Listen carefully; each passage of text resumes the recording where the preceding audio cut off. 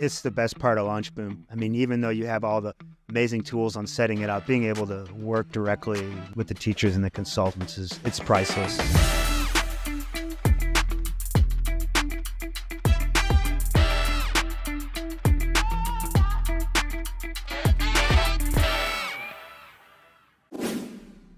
Hey everyone, welcome to the podcast. Today we have Scott Salzman. He is a multiple-time product creator, actually. He's launched 3 other campaigns.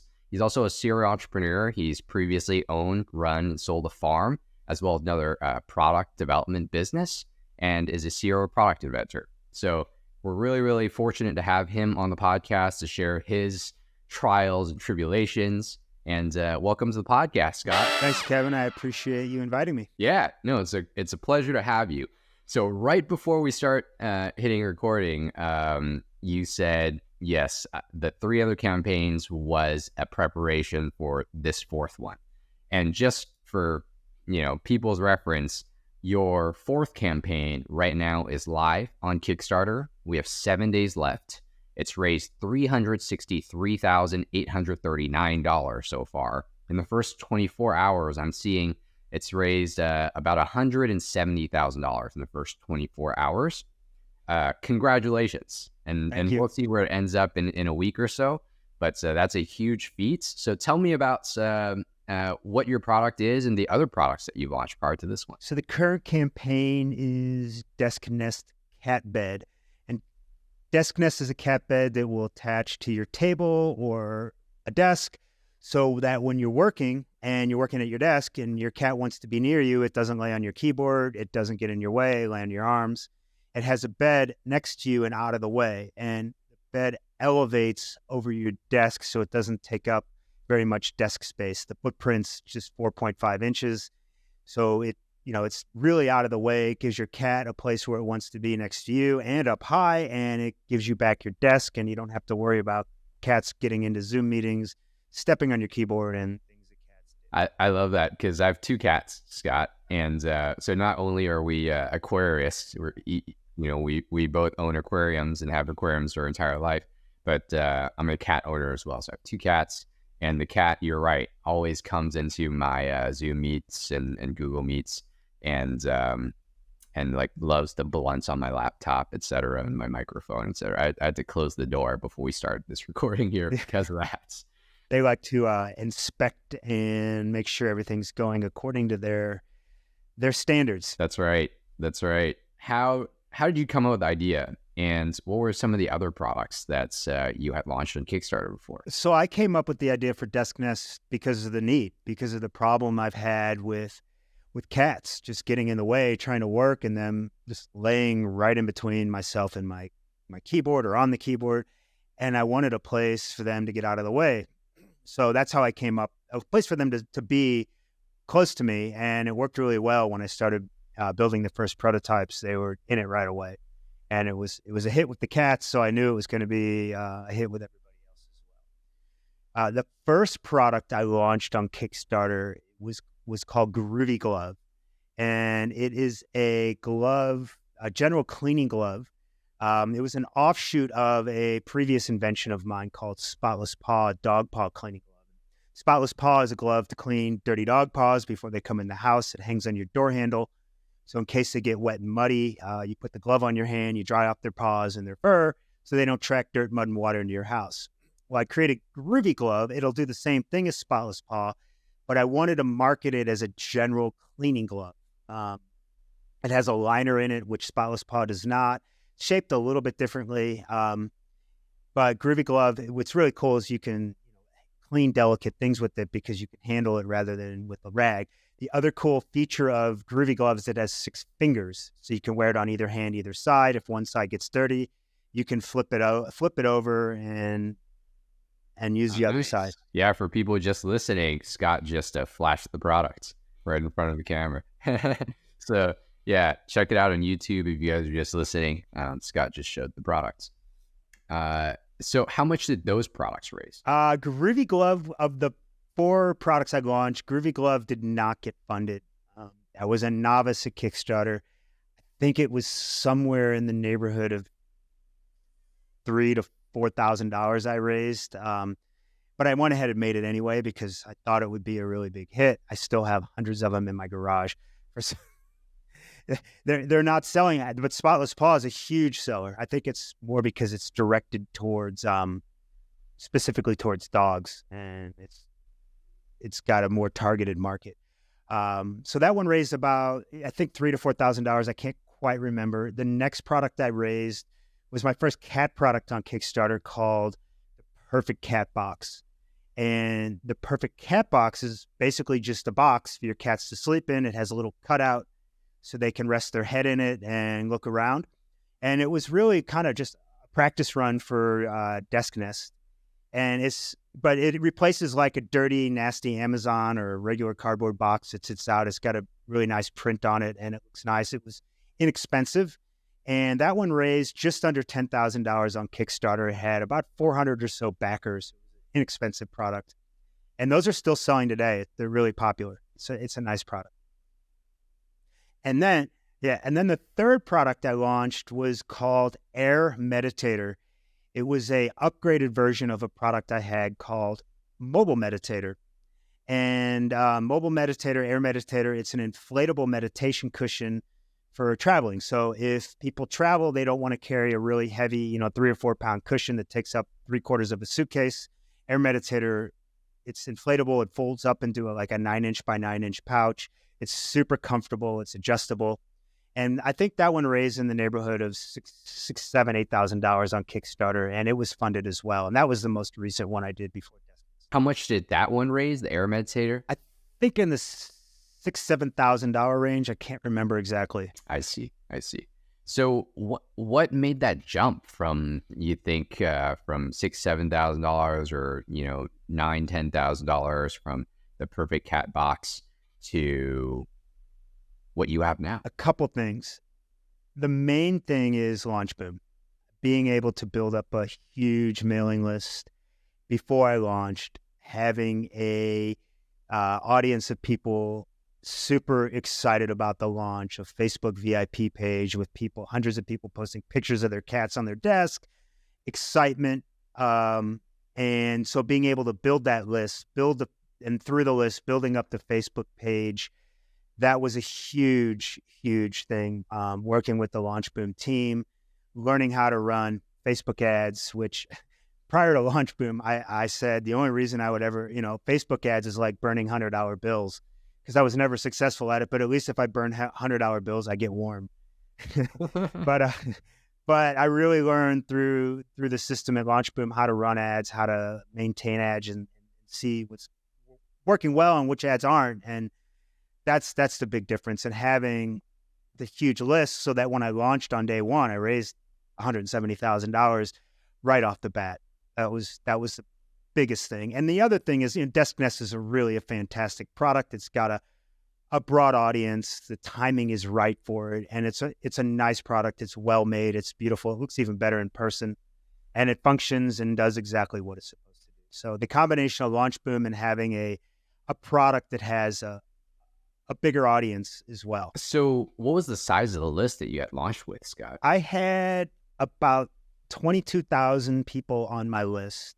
About a little more than 2,500 of them were VIPs who put down the $1 deposit to be VIPs. With that size of list, how many of those people converted within the first 24 to 48 hours, would you say? In the neighborhood of like about 35% of the VIPs converted, and I haven't really looked exactly at the smaller list, but a much smaller number. It was mostly the VIPs who converted. Had you done any advertising in the past? I mean, it sounds like you did a little bit, but didn't have the best experience. Like, how much did you spend before the launch of this campaign on your other products when you mentioned you were burning bills before? And what gave you the confidence this time to like build up the size of the list that you have now, which is like 20,000 people? Right. So on other campaigns, I spent probably a couple $1,000s. Really, I mean, I really worked hard at it. I tried. I hired an agency, more than one agency, to help me with everything, and they were flops. It just didn't work. And after you spend $1,500, $2,000, it's a pretty good sign that the ads aren't working. And it might be the ads, or it was probably a combination of the ads weren't good and the products were not as good as this one. When I started using the LaunchBoom system and seeing it's like the step-by-step process of, okay, this is how you create the copy for the ads. This is kind of what you want in your creative, your pictures and your videos. And through the guidance, working with Hera and Soren and Justin, just learning what to do, and the system on, creating a bunch of options for copy and testing different things. That's how I really learned how to do the ads. And what a couple of interesting things. One was, I had some imagery some really basic stuff that I was like, I don't even want to use these for ads. And I think Hera said, no, use that. It was Hera or Soren said, no, use that. It was Soren said, use that, just see what happens. And it was a picture of my product, my desk nest with the cat in it. And the bed rotates 360 degrees on a post. So I took like 20 pictures of the bed, and it goes up and down on the post. So I took a bunch of pictures of a cat in the bed in different positions on different heights on the bed and 360 degrees around. I took lots of pictures and then I put them all together into one video. So it showed the bed just spinning around, going up and down and on the post. And there was no music in it or anything. And that was one of my best performing ads. And the other one was a UGC video that I had someone create for me. It was really cute. I mean, videos with cats already get attention, so that was obviously a huge boon. But the spinning one, people knew what the product was right away, and that's a cool thing with Desk Nest is it doesn't take any explanation to understand the product. You can look at it and see what it is immediately and know what it is, especially if you have a cat. And that's kind of what it was. And the comments were like, I need that. Where do I buy it? So using their guidance on and saying, I wouldn't have used those pictures unless they told me to. And when I first started running ads, they were like unbelievably successful, like incredibly successful.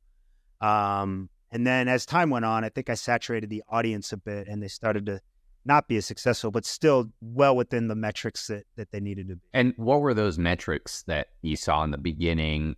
And it doesn't need to be 100% accurate, but like from your memory, what were the metrics in the beginning? And then what happened during saturation? And what gave you the confidence when you hit levels of saturation to like keep going? Because you've had all of those different experiences before with agencies and other products where you burn $100 bills, right? Right. So you have a sheet that says, okay, leads for the start, getting leads should cost, about around in the $3 range. And I was getting leads for like 98 cents. And VIP signups, the $1 deposit signups should be in the $20 to $25 range. And I was getting VIP signups for under $10 in the start. Lots of them. So I knew it was going really well. And I checked with Hera. I'm like, am I looking at this right? Is this that good? And she said, yeah, it's really good. That's awesome. That's really, really cool. But I had no idea, like when I first started running the ads, I didn't know I was really nervous. I didn't know how people would perceive the product. I didn't know how the ads would perform. So I was really nervous before it was a lot of money to be spending running the ads for days. And it takes a little while for Meta to kind of catch on and optimize the ads as well. And I think the other thing that really, really helped was through your system. When I create the ads, you teach me like, okay, this is the audience you need to target.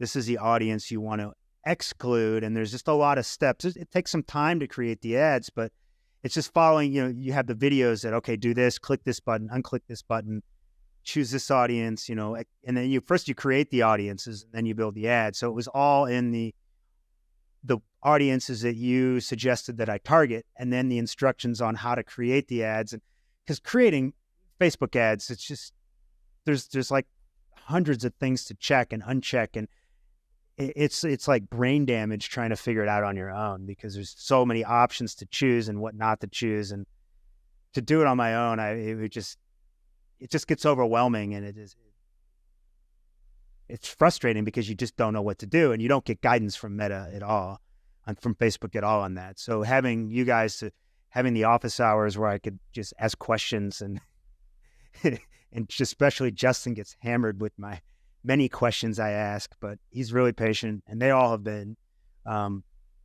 It's takes time, but it's simple. Yeah, I mean, for people listening that don't know, who Justin is, he's our director of crowdfunding, right? So he's sort of the guy responsible for $125 million in funds raised. And it's pretty incredible and he was one of my account managers when I was clients, 7-8 years ago as well. So it's pretty incredible to be able to have him go into the advertising account, review that stuff, walk us through step by step on execution of those things, and in office hours, consulting sessions, and the one-on-one check-ins as well. So I appreciate you mentioning that. Yeah, it's the best part of LaunchBoom. I mean, even though you have all the amazing tools on setting it up, being able to work directly with the teachers and the consultants it's priceless. There's just no way I would have been this successful, because it's hard. It's launching a crowdfunding campaign. It takes time. There's a lot of things to do. There's things that can be done wrong. And just having somebody to bounce ideas off of, not only like how to do it, but, ideas about the product, ideas on ads, ideas on the campaign page, all of those things it's priceless. And that's why my campaign's doing as well as it is. It's because of being able to do that. Yeah, I mean, you joked about being a commercial for LaunchBoom via email. I wasn't expecting you to say all that, so we really, really appreciate it, and that's what makes all of our jobs here at LaunchBoom so rewarding. So many people come to us. I mean, there's very established companies that come to work with us to launch their product and get pre-orders. Right, it's interest-free financing for them in their eyes, and then there's a lot of people on the other end of the spectrum where they have a lot on the line, right? They've invested a lot of their own personal capital into product development, et cetera. And it's a big leap, actually, for them to even have a couple of $1,000s to allocate into advertising. And then obviously, once they see the results from a few $1,000s in advertising, then all of a sudden they have the confidence to continue to invest, or, have a line of credit, or some of our clients use interest-free credit cards, et cetera. But that beginning, that fear that you talked about, Scott, earlier, and taking that leap into going to advertising and waiting a few days for the data to come back, it's very, very nerve-wracking. So what, especially having been burned before, what's was the thought process behind taking that leap in the very, very beginning to engage with LaunchBoom, but not just that, but have a few $1,000s to deploy into advertising? I just felt it was right. It was interesting because I had been working on Deskness for a while, and before I launched, before I was going to really start pushing the product and launch, I really wanted to make sure I had the product right and done and know all my costs. And when I got to that point, I heard about LaunchBoom, and somebody else told me about LaunchBoom, and the timing was right. And when I had my first interview, I think it was with Jessica, I was like, it was a no-brainer for me. It just felt right to sign up with you guys. You had all the tools, and it was just a feeling. Normally I'll ruminate over a decision like that, but it was just a no-brainer for me. I was like, oh yeah, that's the next step. And I jumped right in, and I think it was right after Thanksgiving. It was funny because I learned about you guys right before Thanksgiving. And I had to wait a few days because it was a holiday. I had to wait a few days to have my first interview.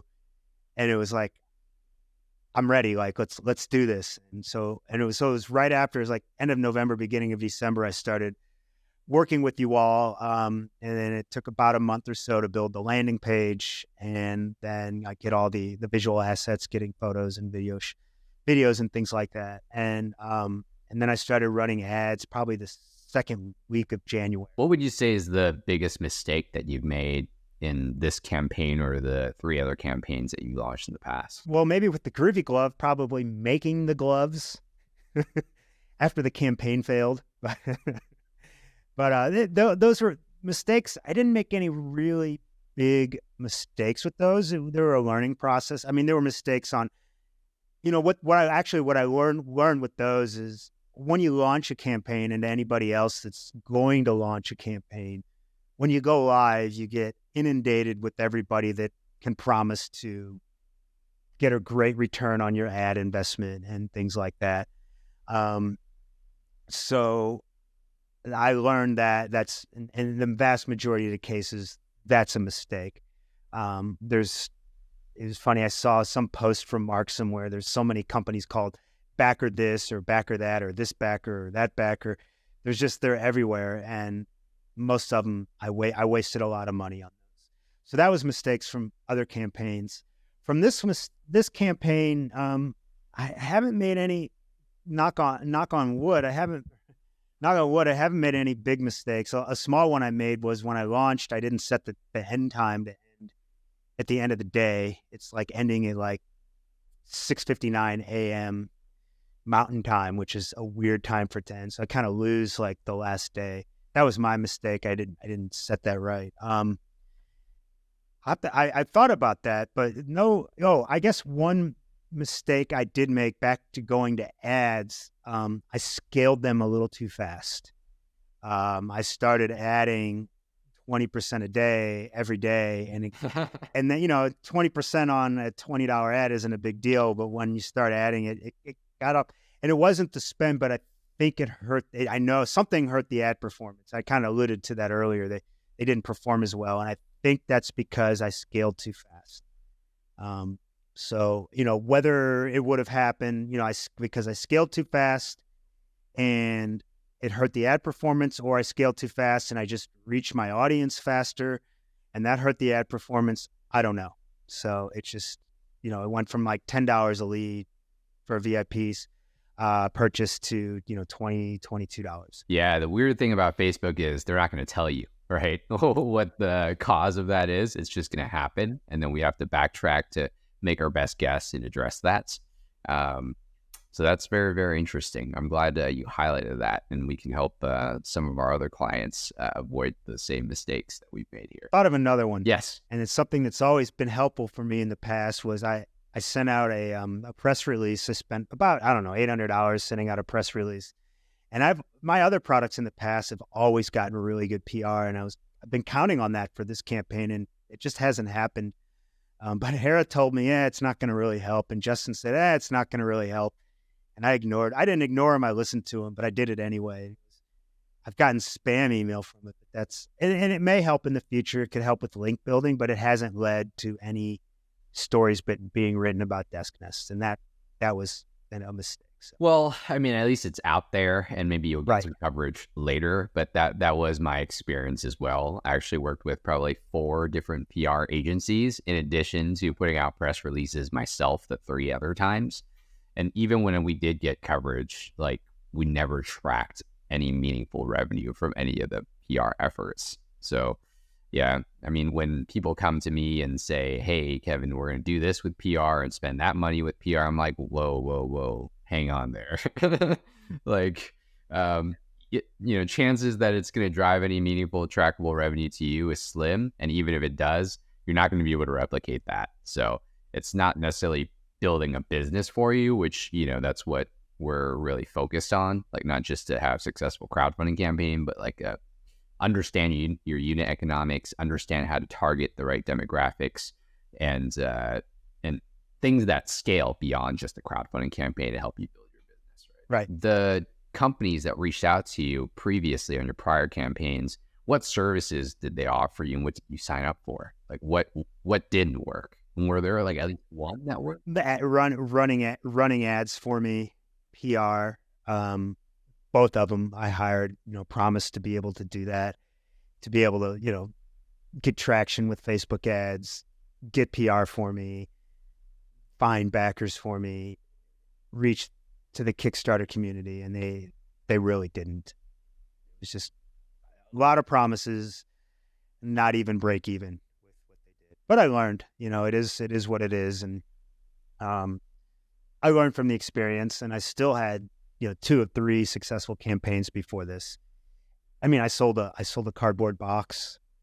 So I got, and that one actually, that product actually got PR from a little bit of PR. I had a local newspaper do a quick story about me on that, and it got picked up in a lot of different places locally. And that was like the very end of the campaign, and it brought in a lot of backers.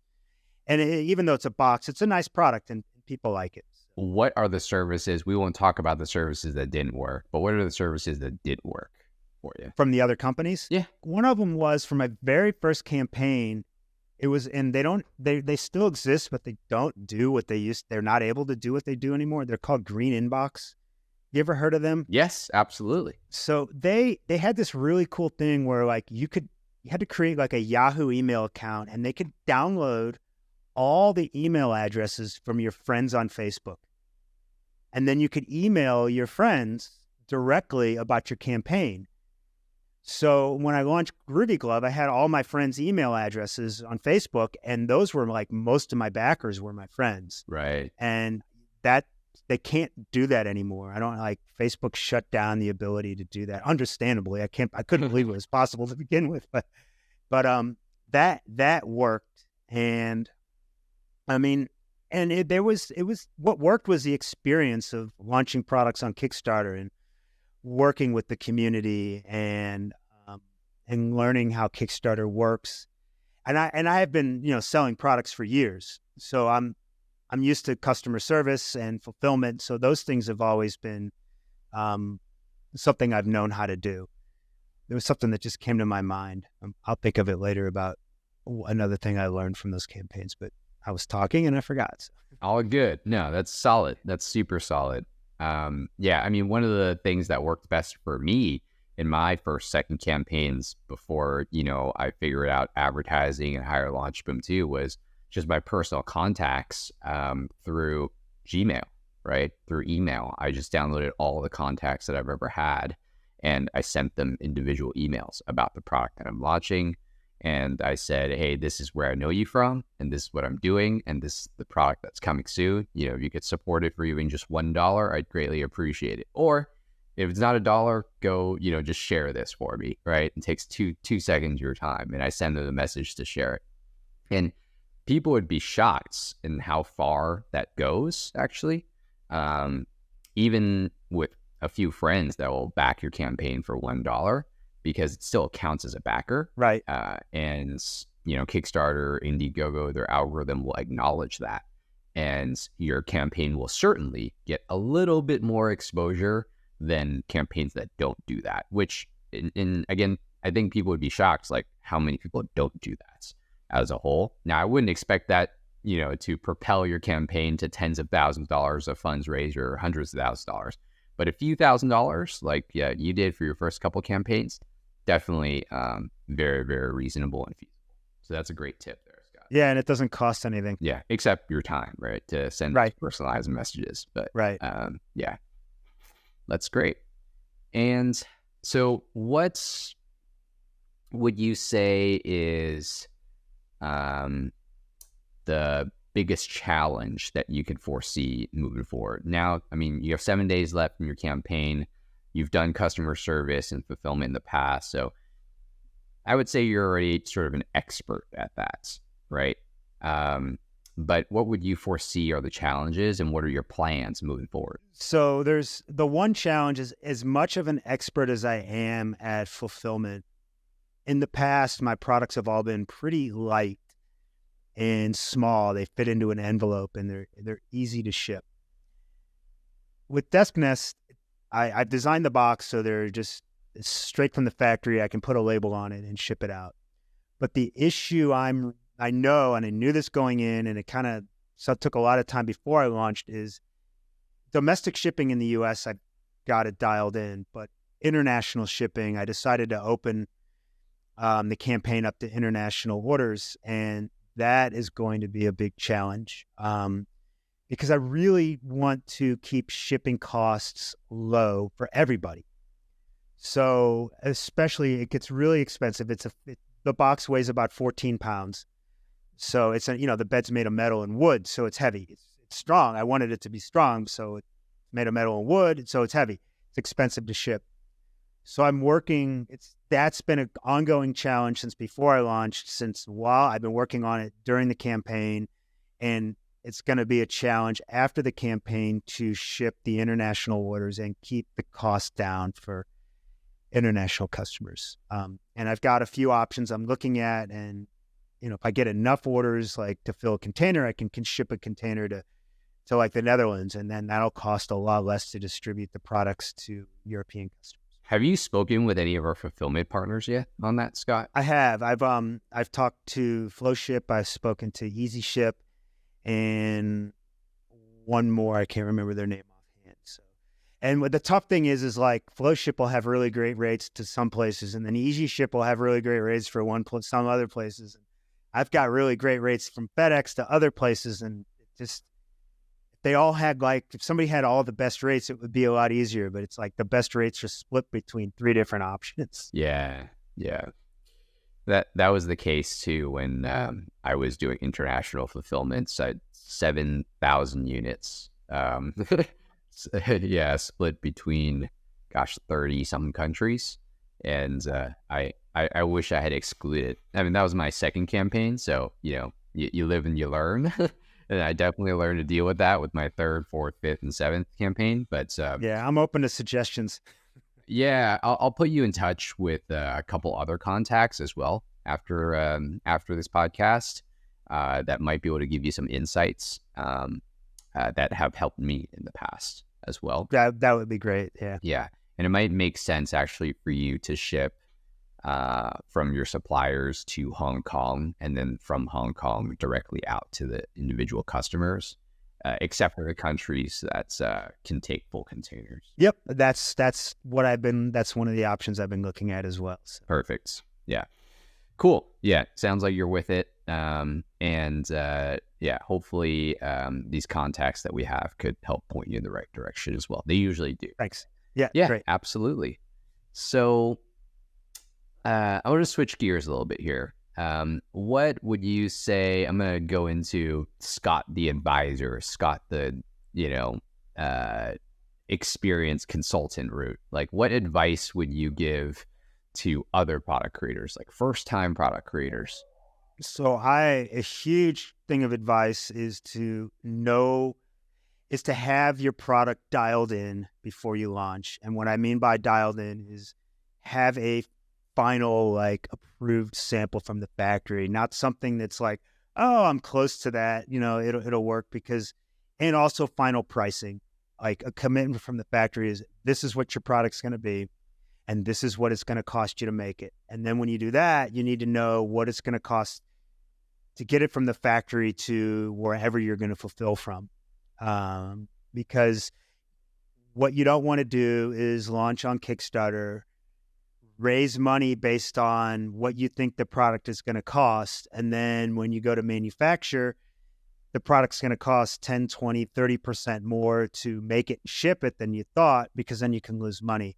And also, you want to know you want your product dialed in. You don't want to have to make any changes or have things that aren't settled before you launch, because that could add to the costs. It could end up in defective products and things like that. Yeah, no, I definitely agree that before you launch a crowdfunding campaign, you definitely need to have your numbers dialed in.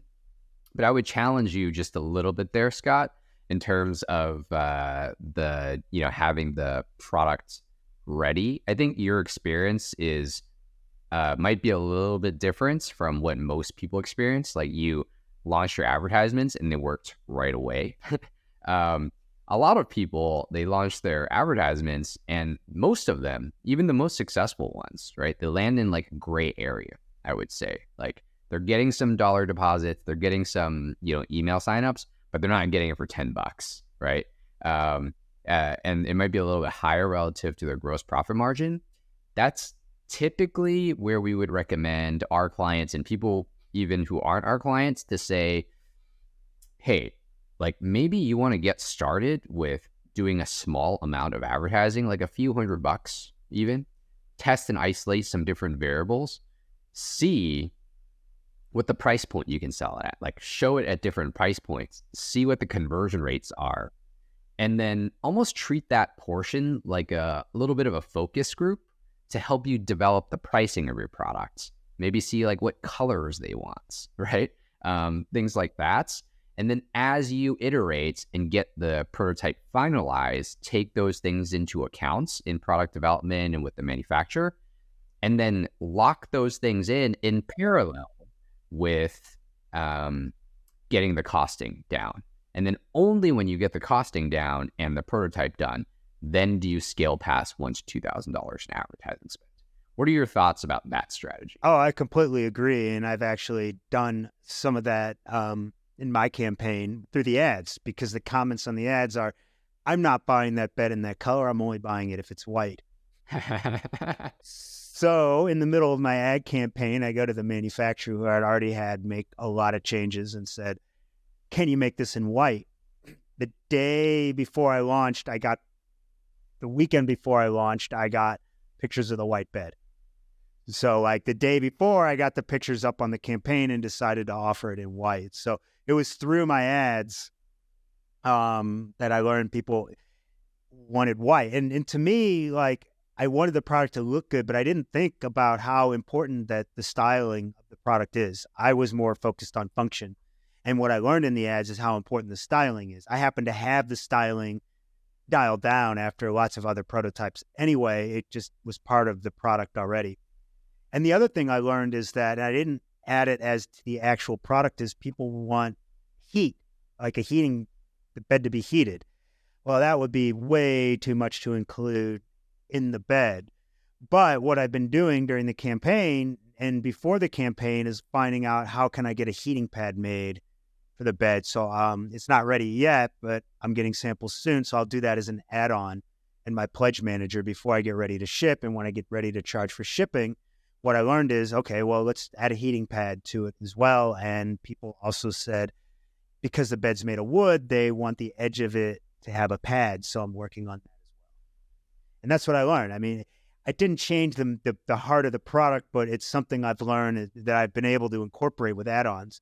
Now, some other products, what you're saying is even more relevant, because there's products that have a lot more technical issues to them, design issues, and people can learn a lot from their customers about what they want, because I know what I want, but I don't know what 20,000 other people want for the product. So you make a great point. Yeah. I mean, I think, we're, I guess, saying the same thing, just about the different stages of the launch, right? Yeah.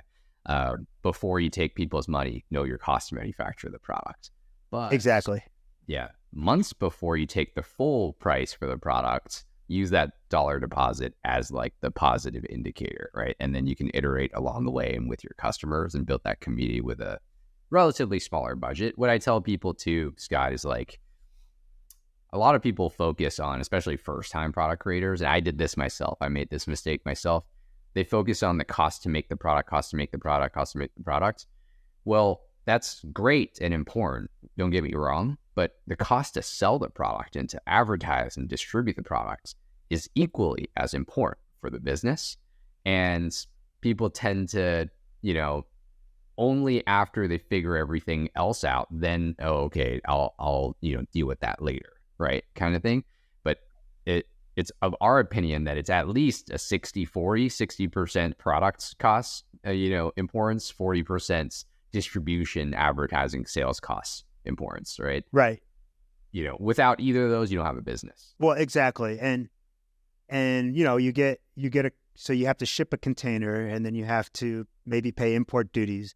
And if you're not going to fulfill the product yourself, you have to pay a fulfillment center, and they charge everything from putting labels on the boxes to unloading the container to storing your product, to sorting the product if you have multiple colors. All those little fees add up, and creators need to have a ballpark of what these things are going to cost before. And the other thing is, people are used to free shipping. It's just become part of culture now that shipping is free. Well, it's not free. Somebody has to pay for it. And if it's free, then it's built into the cost of the product. But what people don't realize is how much it actually costs to ship products. And that's something that they should really learn. What's it going to cost you to ship your product from you to your customer. Yeah. No, absolutely agree. I have a horror story actually where we were quoted, the price to ship a product at $14 a unit, everything included.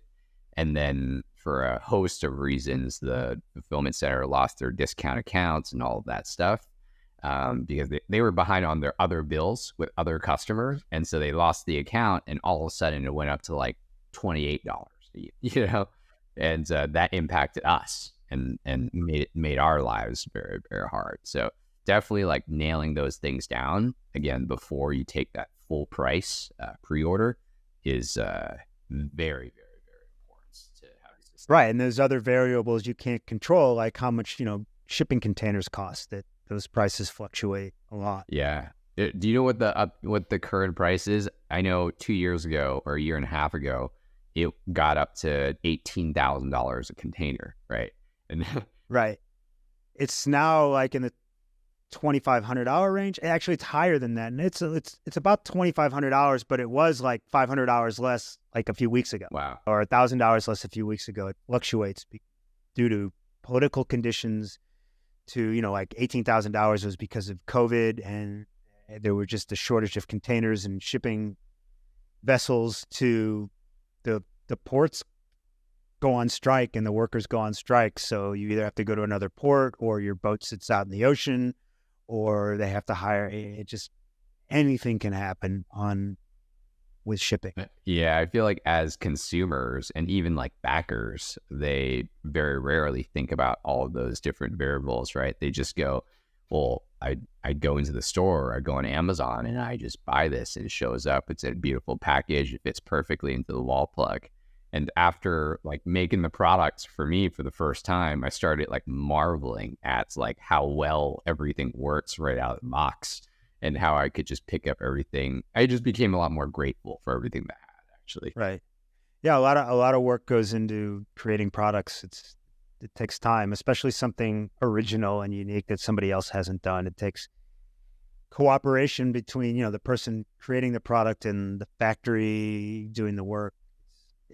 And then, the factory makes the product, but that factory has suppliers that they have to get the raw materials from to make the product. So they have all their relationships that as the product creator, I don't even see that. Yeah, it's so wild, especially when you start visiting the suppliers and realize what they have to deal with, and you build a little bit more empathy for, oh my gosh, yeah, like when you told me that there's a delay on this, I just thought it was all your fault, but I didn't realize there's 3 other people that you're trying to manage downstream, or I should say upstream, right, that you had no control over too. So right. I would encourage everyone to go meet their suppliers and really understand how the supply chain works, and go there in person, develop those relationships, because unless you do that, it's very easy to just blame your suppliers when any little thing goes wrong. Exactly. Yeah, I mean, they're human beings on the other end, and there's the people you work with, and then there's the people that actually make the product as well. There's a lot of hands that are involved in making a product and bringing it to market. And it's a great appreciation for everybody in that situation. Yeah. So switching gears again here, Scott, you've built and sold multiple businesses, right? Like I talked about, like a product development business, a farm that you had and ran. Now this product here, which is looking to be incredibly successful. What are some things that you do on a day-to-day basis that allows you to deal with like ups and downs, the fears and stress, of running a business, et cetera? One of my products was the Air Meditator meditation cushions. So I have a meditation practice that I am very consistent with, but not only does that like help me just deal with problems that come up, which are regular. I mean, if you're going to create a product, if you're going to launch something on Kickstarter, whether it's a game or art or a design product or whatever you launch, you're going to run into problems. It's just the nature of the game. If you're making progress, there's going to be things that you have to deal with. So my meditation practice is actually a huge way. It helps me stay calm, but also when I sit in meditation, I come up with solutions, or to a problem. I'll come up with a solution during meditation, or where I'll come up with a great way to improve the product. And that's what I do on a day-to-day basis. I also like try to get myself outside and get away from the computer a lot as well, go for walks and play hockey. I watch my fish. That's right. That helps a lot, actually. Yeah. A piece of nature in your home. Right? Yep, it really is. Yeah. That's so cool. And what does your meditation practice look like, Scott? Like, is it, what type of meditation is it? How long are you doing it for? Are you listening to music? What time of the day do you do it? So at time of the day, it's definitely like, try to make it first thing in the morning. During the campaign, it sometimes isn't first thing in the morning because I really want to make sure there's nothing like big inferno to put out. But usually it's like when I'm not in the campaign, it's before I ever turn on a computer and get to work. The meditation practice, it's called Kriya Yoga. So it's like simple yogic postures to calm your body, breathing exercises to calm your mind, and then meditation where there's hopefully less thought and calmness. That's the goal of it. So I've been practicing it for a long time. How long is a long time? More than 25 years. Oh, wow. 25 years. It's a real big part of my life. So. That's incredible. And so you're doing movements throughout the meditation? Right. Yeah. Not throughout. There'll be some movements at the beginning to calm the body. So your body is calm. And then once that's done, then there's breathing exercises. I mean, the practice can be 5 minutes. It can be hours. And sometimes like my shortest meditations, if I'm really busy or I have something going on, or sometimes the most powerful because I'm more focused. So that's usually it ranges in the 45-minute range. And then sometimes, I like to try to, before I go to bed at night, I like to try to sit again and calm myself down and meditate then as well. And also it's a practice throughout the day. It's just breath awareness and remembering my breath is part of the meditation practice as well. So if something happens during the day and I get stressed out, if I can somehow remember to watch my breath, it's a huge help if I remember. Yeah, that's crazy. Even after 25 years, it's still, if you remember, right? It's constant practice. It is a constant practice. That's really, really cool. I've met a lot of meditators, and first time I've heard of Kriya Yoga. The first time I've met someone who's a Kriya Yoga practitioner. Have you heard of the book Autobiography of a Yogi? Yes, I have. So that book, it's what Steve Jobs gave out at his funeral, I think. Yeah, he gave it out. I think he put it on like all the iPads he gave out as well. He was already auto loaded on there. So the person who wrote that book, his name is Paramahansa Yogananda, and he is a Kriya Yogi. That's his meditation practice. That's what he taught. So I think that book has sold tens of millions of copies in dozens of languages. Oh, that's really cool. I'm going to make sure to link that into the show notes so that other people listening can check that out. In the show notes, just so you guys know, people who are listening, mastersofcrowdfunding.com, you'll see the show notes in the rest of the podcast that we have recorded and published up there as well. If you could put out a short message to billions of people out there, what would you say? What would that message say? Oh boy, you're putting me on the spot here. That's the point. Whatever comes to mind, Scott. Okay, well, based on what we were talking about of meditation, just be conscious of your breath. That'll solve so many problems if you can be breath consciousness. Yeah. So what would you say that would do for people if they became more conscious of their breath? It'll bring you back into the present. You'll stop worrying about problems. You'll stop worrying about the future. You'll stop dwelling on the past. It brings you into the present moment to focus on what's at hand, because that's the only moment you have is right now. What happened in the past, you can't change. You can plan for the future, but plans don't always work out. So it's this moment right now is the only moment we all have. So when you're conscious of your breath, it brings you to the present moment and allows you to handle what's at hand. That's so good, because I feel like 99% of the time, most people, including myself, are just thinking about the future and worrying about the past, right? And if we could just expand that 1% to 1.5% or even 2% of the time, we're living twice as much. Exactly.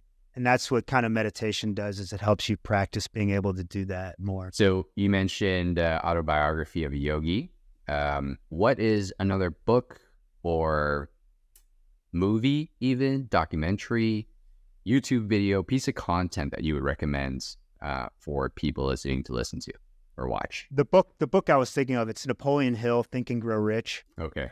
Yeah. So, but it's more about growing rich. There's a really deep spiritual aspect to that book about being in the present and your mindset and how to focus your mind and what to, what not to do, and how powerful our minds actually are if we know how to control our minds.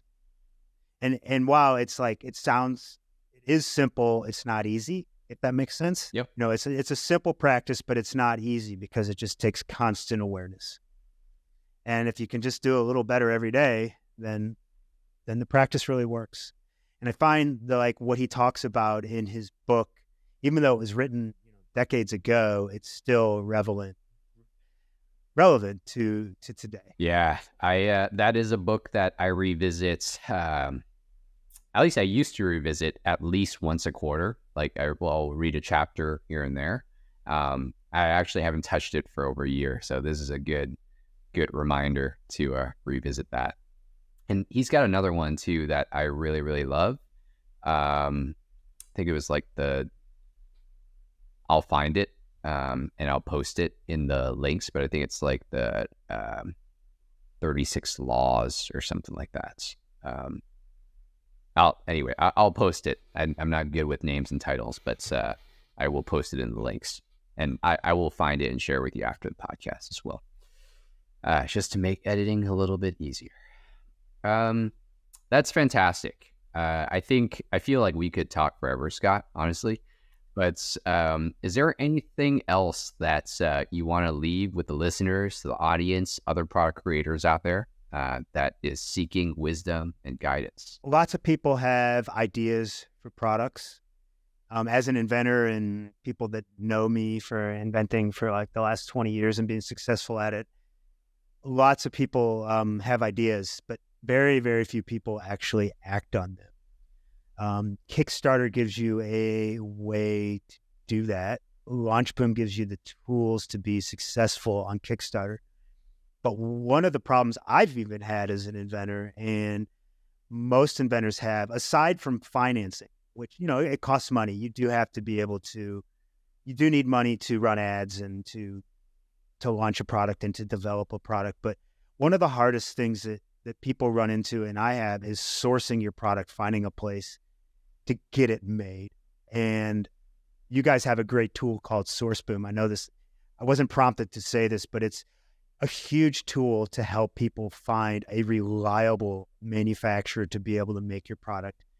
Because I've run into so many people that they just find some random company and they get garbage, and they're out all the money they paid for the product. And I mean, when I first launched my first product, I sent thousands of dollars to South Korea and kept my fingers crossed that A, something would show up at all, and B, that it would be what they promised me it would be. And it turns out it was. I mean, I really did my due diligence and they came through for me, but that doesn't happen for everybody. So if you have a dream to make a product, go for it, try it, at least start taking some steps at it and see where it leads you. And the SourceBoom is a great tool to use. And they have lots of videos and teaching, it's just some stuff, and YouTube videos and things like that.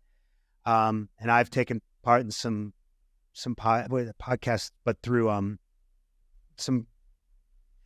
Keon has some great talks on the LaunchBoom platform that gives some great tips on how to find a manufacturer and how to find a good manufacturer, because that's hard. It really is, and that's if you can get to that step, you're likely going to have the next steps are going to come along as well. Well, thanks for that. And listeners, people who are watching on YouTube, everyone out there, I did a podcast with Keon, walking through step by step exactly how he thinks through the process, how he sourced and manufactured over 2,500 products. And I think most importantly, like the empathy that we talked about with your suppliers, et cetera, like how to really build a real relationship with those people, because those people are going to be the lifeblood of your business. If you just see them as a transactional company, it's not going to set you up for the most success. So check out that podcast for anyone listening. I appreciate you pointing that out, Scott. Where can people find you, learn more about your product on the internet? What's the best link way for people to find you? By the way, this is probably going to come out 30 days later for your reference, Scott. So your campaign will probably be over by then, but I'm sure there will be a place for people to buy one and pre-order one at least. There'll be desknest.com, desknestcatbed.com. I've still got some months before the product's going to be available to the public. I am not going to make it available to the public until every Kickstarter order is shipped. So desknest.com will have it. Kickstarter now has, I keep forgetting the name of it, but it'll still be on Kickstarter. It's called Late Pledges on Kickstarter. So it will still be up there until I have the website ready to go. My business is called Quantum Mangoes. So I've got the website quantummango.com. It's in various stages of development. It's really focused on DeskNest right now. But that's where people can find me as well. And I love talking to people and answering questions. And and I have a YouTube channel, Quantum Mango on YouTube, where I do a series of videos. I talk about, I started a series of videos about what I did to bring DeskNest to market. It kind of got stopped once the Kickstarter really got in full-fledged. And I also have like some of the spiritual topics I talked about. I've got some videos about that. Well, that's incredible. It was a real pleasure, Scott, sitting down with you for the last hour, getting to know you, and appreciate all the trials and tribulations that you shared with the entire audience out there. I genuinely think people are going to avoid a lot of headaches, actually, just from listening to this, your story in this podcast. So really appreciate you sharing that knowledge. And I think there's a lot to be covered here. Maybe we'll do a part 2 in a few months. Sounds great, Kevin. Thank you. Thank you. Thanks for being on, Scott. Appreciate it, man. Thanks a lot.